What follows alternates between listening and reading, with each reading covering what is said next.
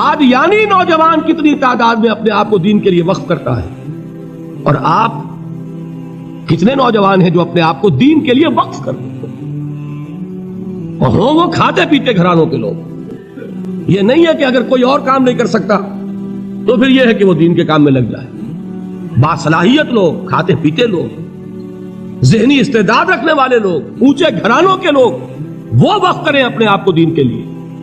اس کے بغیر کیسے باہر آ جائے گی، کیسے رونق آ جائے گی؟ تو دنیا میں باطل نظریات والے جو ہیں، یہ بات کہی گئی ہے، مسلمانوں تم اگر توحید کے لیے لڑ رہے ہو، دیکھتے نہیں ابو جہل کو، اس نے گردن کٹوائی ہے شرک کے لیے، شرک کے لیے گردن کٹوائے، اور تم توحید کے لیے گردن کٹوانے کو تیار نہ ہو۔ اس نے گردن کٹوائی کہ نہیں کٹوائی؟ اور کس طرح کٹوائی ہے؟